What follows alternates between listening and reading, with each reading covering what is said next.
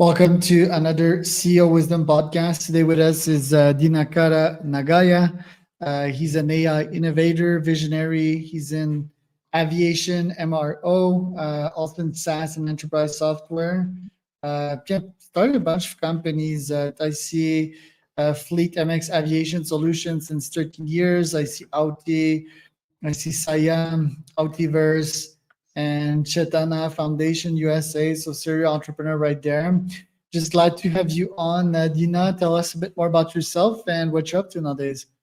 Yeah, I would love to do that. First of all, thank you for inviting me on your podcast, Charles.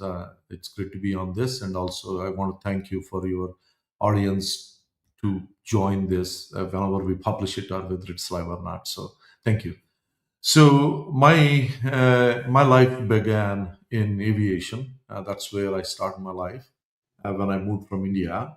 I built an aviation platform that is cloud-based and later transformed into a AI powerhouse that reshaped how airlines like Delta and American Airlines manage maintenance across thousands of aircraft. And of course, there are lots of other third-party MROs that use my software.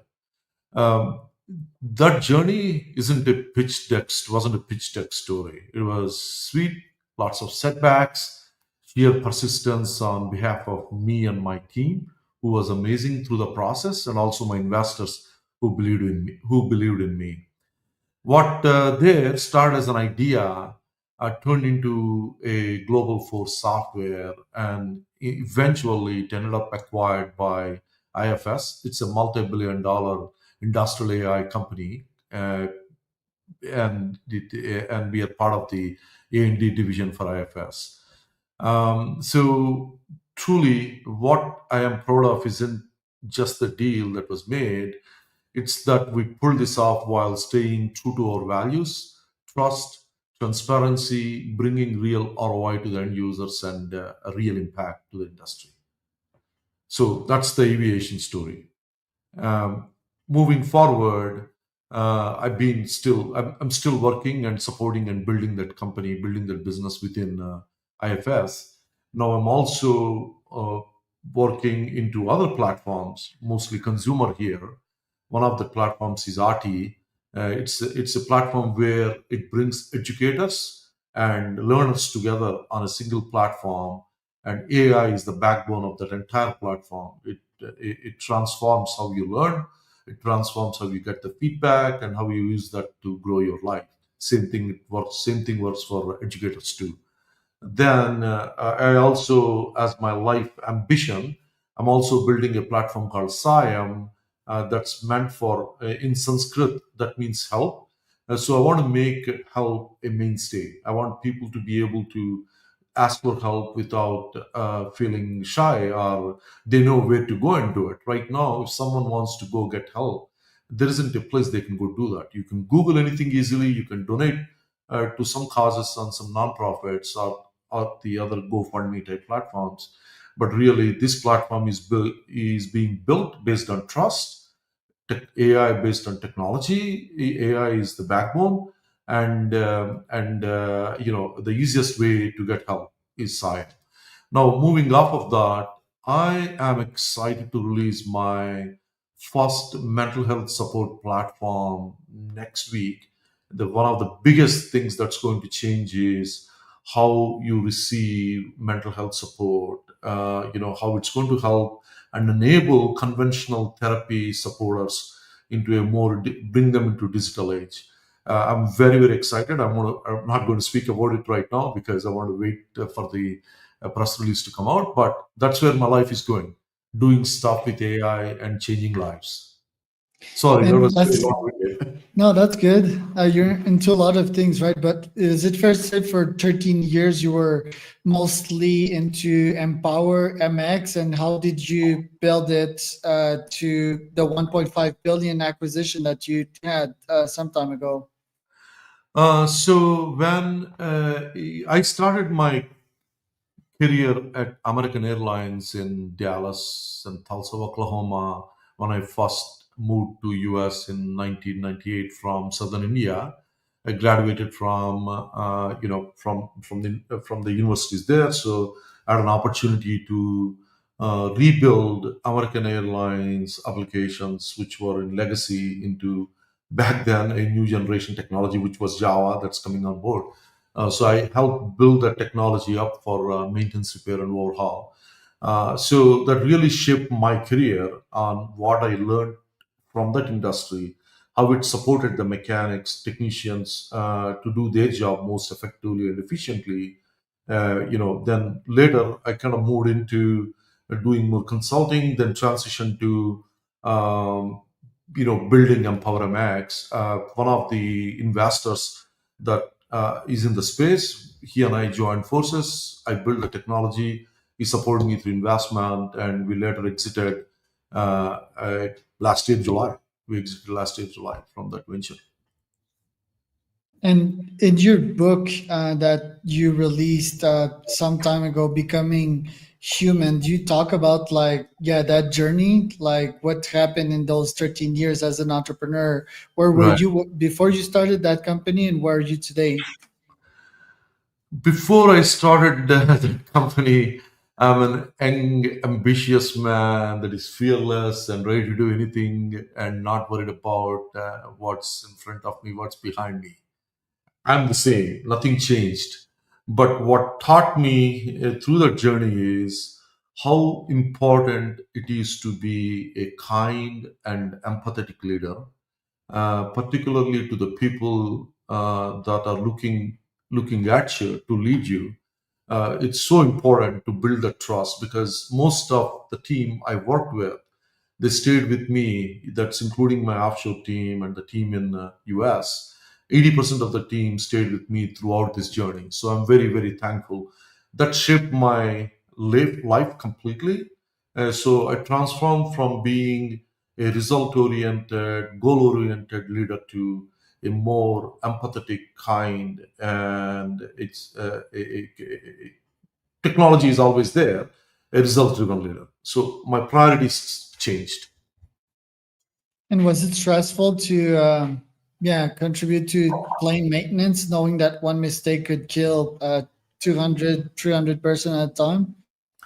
It was stressful in the sense that we want to know, we weren't thinking about what we are building could cause a safety issue or not, because from the ground up, all of those factors are taken into consideration.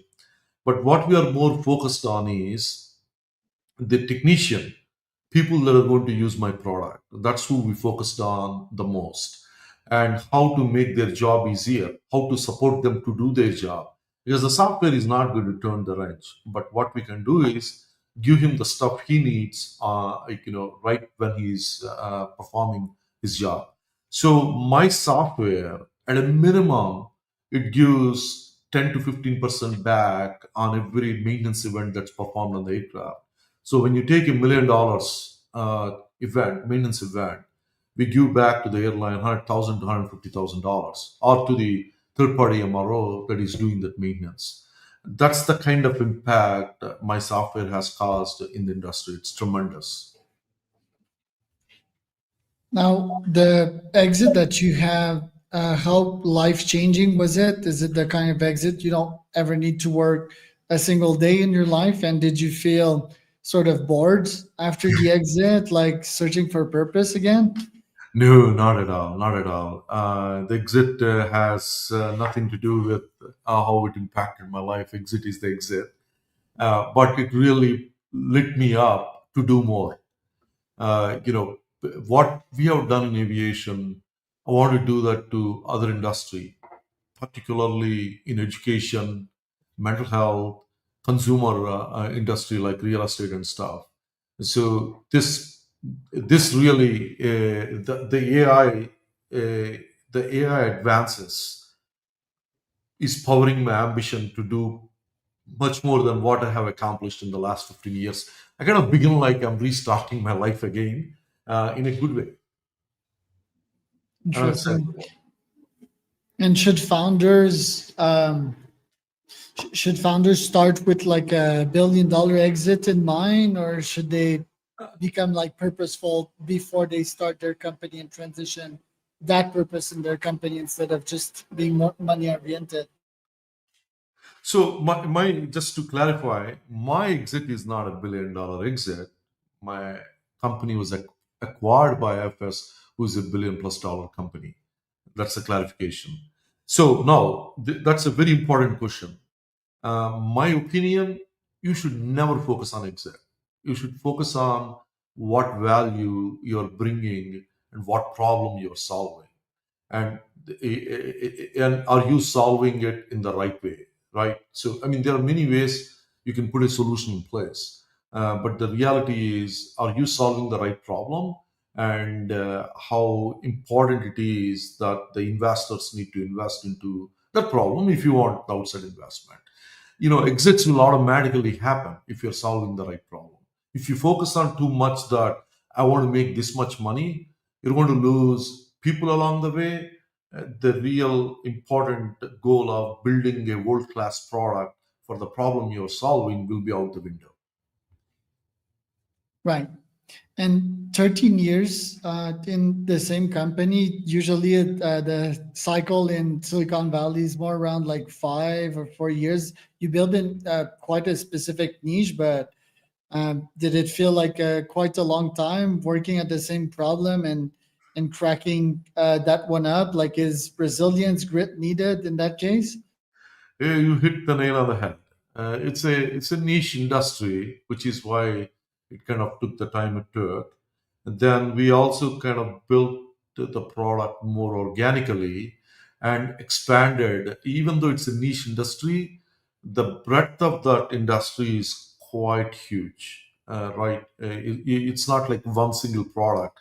We have seven plus products in our platform, and the time it took to kind of transition from one product to all the seven plus product. Finally, we capped it off with a lot of AI we put a lot of predictive maintenance algorithms in place. So all of those, never made it felt like I'm working here on a one single platform or one single company. So you are right.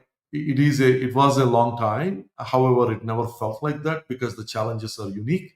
And most of the companies I've seen in aviation that we had to compete with, they are all started in early or mid 90s.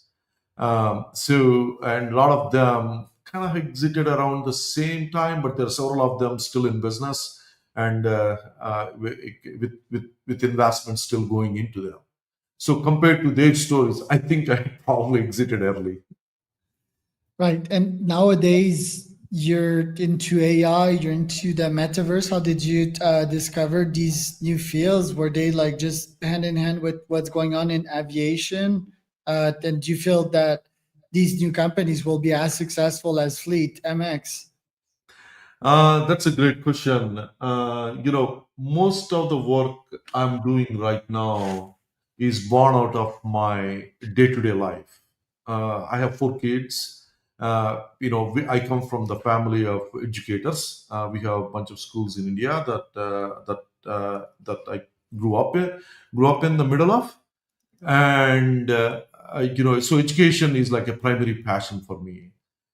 So what's the need, right? So right now my kids learn a lot of activities. Or you take anybody's kids, you want to teach your kid a piano lesson or get a math lesson. What do? Someone has to tell you, hey, I know this person, you got to go learn. You go Google, you can't really tell. There is no marketplace today for any families or anybody to go tell, I want to seek this type of knowledge, and who is the best to teach me that on the time that I have, on the dime I want, right? So this platform kind of solves the everyday problem we all go through as individuals, as parents, and as professionals. So I solved that problem. I'm creating a marketplace like Amazon, or it's like a Uber for education. So you go onto the platform, you tell I want to learn music, classical music or vocal training. It shows me who teaches that. Then I tell, hey, this is when I'm available. Then it matches to your availability, and then you find a class, you buy a class, you take the class online. There is nothing like that today exists, right? Then that's not the beauty. The beauty is behind the scenes, you have AI listening to you, learning about you, and giving you feedback either real time or after the class on how can improve yourself. So I'm solving everyday problem that I have to deal with as a parent. Then I also kind of grew up in. Siam nonprofit, my nonprofit platform is the same thing. My family runs a huge nonprofit in the area I came from, and there are 400 kids, and there are a lot of people that wants to help these people. I mean, now you take the problem, put a macro lens on it, you see how difficult it is for anybody with a trust to support other person. Or if someone says, "I don't have money, but I have passion." So I want to get some help on how I can go from here to here. This is the platform that's going to solve the problem. So there you go. That's from there. Metaverse is I think is I'm a tech guy. I want technology and application of technology excites me. I think metaverse has a unique application when it comes to business. Right now, it's kind of limited to either gaming or some niche industries. So my goal is to bring it to mainstream. Like think about this: if you want to take a vacation and you want to find an Airbnb, you look at the photos and the videos. How about you have a metaverse reflection of that property and you go inside the home, see the home virtually, walk out the back of the patio and see the ocean that you're getting ready to pay $500, $800 a night, right? So that problem solving and that infinite application truly excited me. And then on top of it, we're introducing the concept of AI into it, where you have virtual concierge that can take you around and show it. That's even more excitement. So like that, I think each one of this kind of infused a new set of life and oxygen in me, and I'm going with it. And do you think you have another billion and a half exit in you? Like, is that possible to have multiple home runs in one's career? I think the every problem I'm solving, it's in my hands to screw it up because none of these are like some long shot technology bleeding edge other than metaverse. I'm solving real day-to-day issues, so I'm pretty excited. I don't know whether it's going to be $1 billion exit or 100 million exit, right?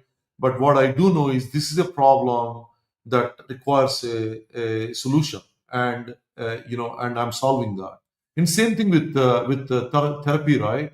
You hear how many people are using AI tools like ChatGPT, now Grok, which are excellent, but none of them have any fence around them. None of the data is private. So the platform Mantra I'm getting ready to release next week solves the problem of privacy, HIPAA compliant. It follows every mental health doctrine out there. So we built our own system on top of OpenAI, Grok, and then we are giving this continuous learning platform that, for example, think of you go to a therapist and you see that therapist on the platform as a digital representation, and his methods, his way of talking, his way mannerism are inside the platform. Now you are talking to him instead of paying $150 or wait a month to get an appointment. Now he is on your fingertips with his methodology. On top of it, the platform continuously learns, helps you create all sorts of analytics to support your journey. 1 in 5 people are getting the support they need today when it comes to mental health space. Companies like BetterHelp are doing phenomenal, but my platform that I'm releasing, it's going to change the game uh, significantly, and I'm very proud of it because first time we are bringing AI beyond a simple voice assistant to solve everyday problem that a lot of people have to deal with. And tell me a bit more yet about like your goals, for example, this year? Like, how are they different from 10 years ago? For example, how much time are you spending in the business, and how much time are you spending with your family nowadays? Yes, when you started as an ambitious entrepreneur back then.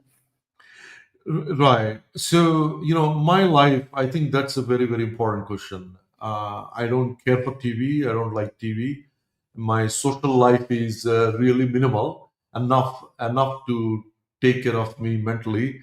My time goes with my kids, my primary job that I'm currently working on my aviation platform. But then I have other time outside my primary job that I spent on creating these solutions. Uh, so there is this saying, right? If you like what you're doing, uh, it's not work anymore, it's life. You don't have to work another day. So that's where I am today in my life. 10, 13 years ago, it was one thing I'm so focused on. I'm learning business, I'm understanding how to think. Now it's the same thing, nothing changed. However, what changed for me now is all these years of going through my personal crisis, running my other aviation platform taught me a lot. It taught me how I can use my time more efficiently to create something of value that suits my passion and doesn't feel like I'm working every day. Last but not least, I saw your Raptor. You're an off-road guy. What do you like doing that, and what comparison do you make between this and your entrepreneurship career? Thank you. In the last 5 weeks, I probably did 6 interviews, and none of this question never came up. But my Raptor excites me. Prior to that, I have a modified Jeep Rubicon.